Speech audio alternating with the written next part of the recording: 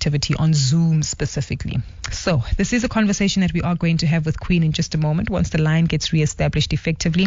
But I believe one that really does hit close to home for many South Africans. And it does tie in with a theme that we've typically seen, where entrepreneurs and those who actually generate some kind of income, especially when it comes to wealth that is delivered and rolled down to different generations, that many studies actually report that you might be the first generation to create $1 million or $1 billion within your family, but typically when that wealth gets to the third generation, it actually erodes. Again, linked to themes like financial discipline, financial understanding, and of course, just instilling the wealth creation strategies that older generations might have used within the family for the younger ones to carry through with.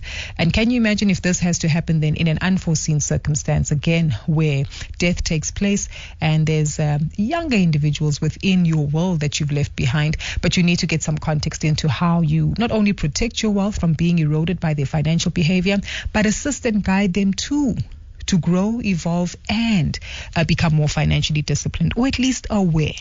So to help us on this conversation is Queen Malobane, Provincial General Manager for Gauteng at Metropolitan. Queen, great to have you with us on the show. Hi, Gugu. Thank you very much for inviting me this evening, and good evening to your listeners. Fantastic. Always a delight to speak to you, Queen. And I guess today's conversation can really go in so many different directions. But let's just start with the basics of estate planning, right? And ensuring that your beneficiaries are listed. You've got the executor of your estate appointed. Talk us through again just some of those basics that one needs to be mindful of before we then step into the theme of potentially irresponsible children. Yeah, I think it's important, for our listeners to note that it's important to have a last will and testament to ensure that, distribution of your assets go accordingly to how you'd like them to go. But also it's important if you have minor children or even children that are of age, but you know that, they're not the most responsible and there's certain things that you'd like to take place. It's important to do that. I mean, rather die when you have a will in place than die interstate. Because if you die interstate, that means, the government is then going to be the one that actually decides on your behalf how the distribution of your wealth is going to go. So it's important, for individuals, it doesn't matter whether you're poor or rich, but it's important to have a will in place. Especially if you want to protect, the legacy that you've worked so hard, that you're leaving behind for your family and for your children, most importantly. 100%. And maybe let's talk about children, right? And in this conversation, I guess the definition of children is also very broad. It could be nieces, nephews, or children that you might have adopted, or someone who is a minor, at least within your view, however, is still a beneficiary within your will and testament. Talk to us once we have to take into account that, Gugu, my parents could be sitting here and thinking, yeah, she's okay, but hey, when it comes to money, she's not very disciplined. How do we need to manage that? Are there terms and conditions one can apply to the will? Are there tools that we can use in order to manage this effectively? Yes, there are terms and conditions that one can apply to their will. For example, you might have children of different ages, although others may be, above, the legal age of 18 or 21.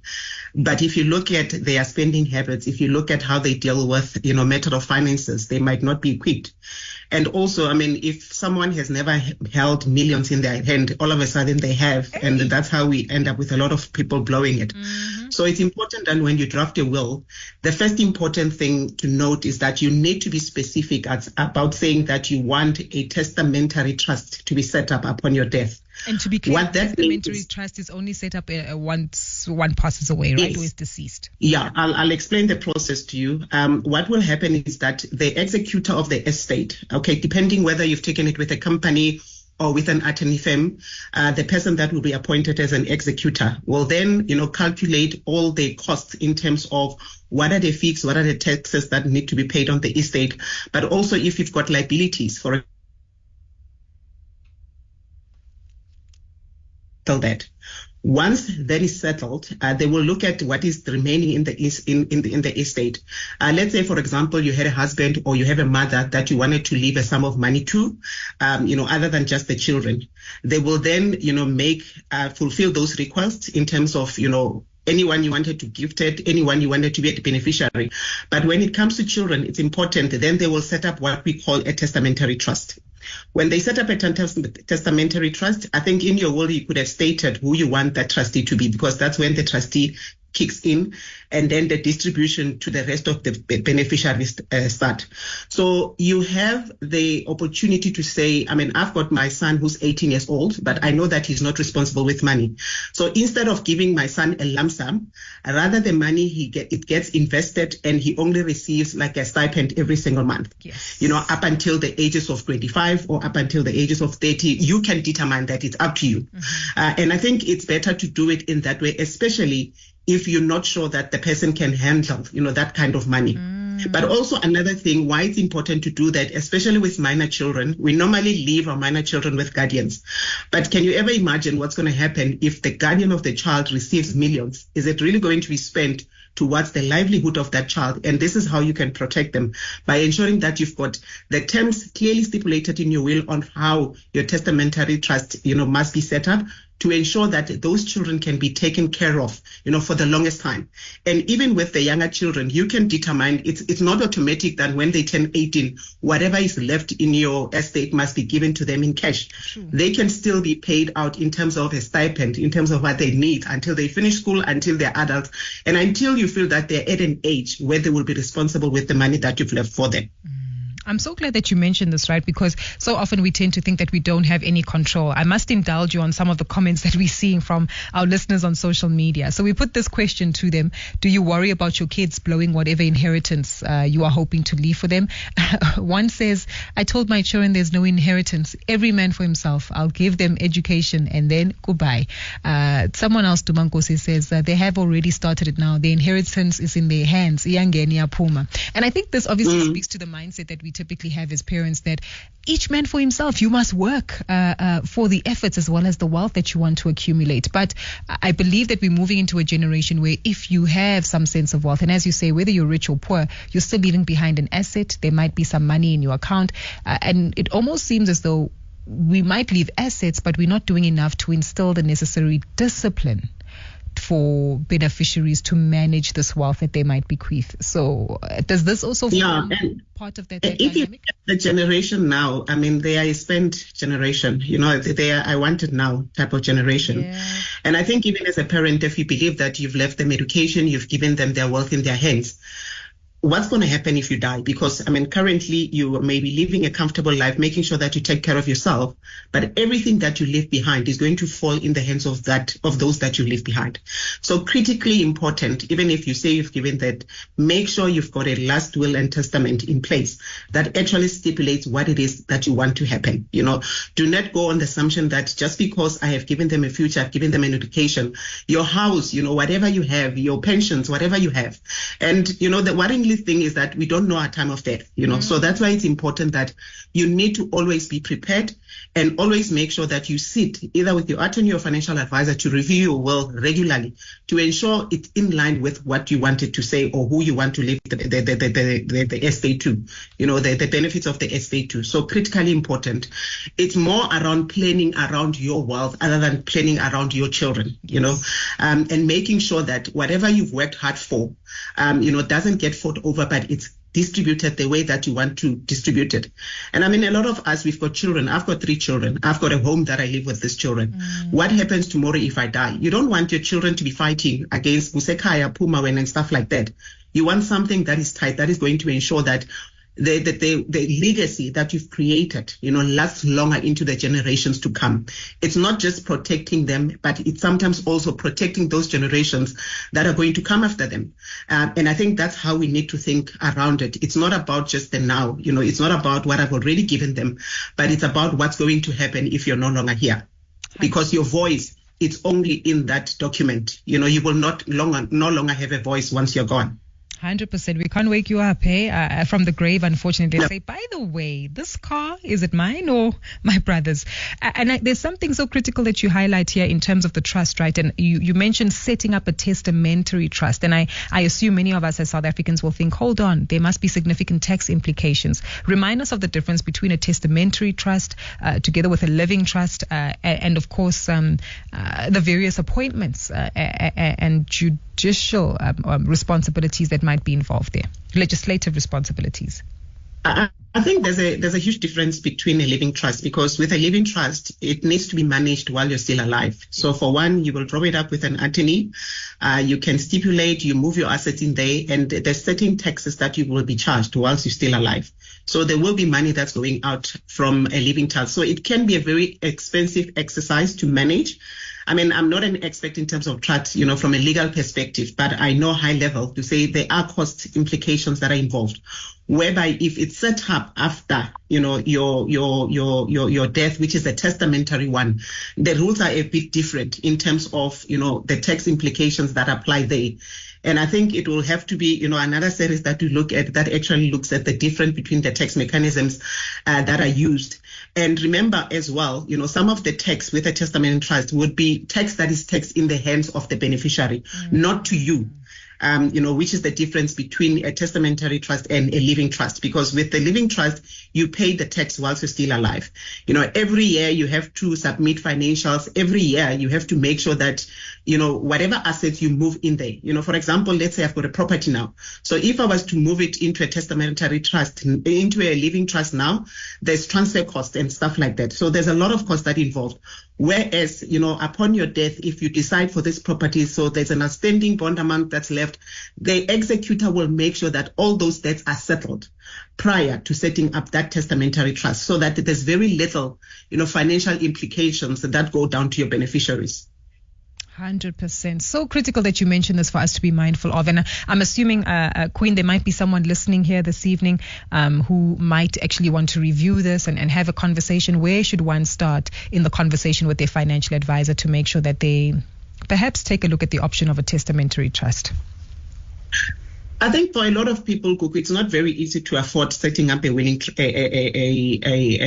trust. Especially if you look at, the economy we live in South Africa and the cost management of it.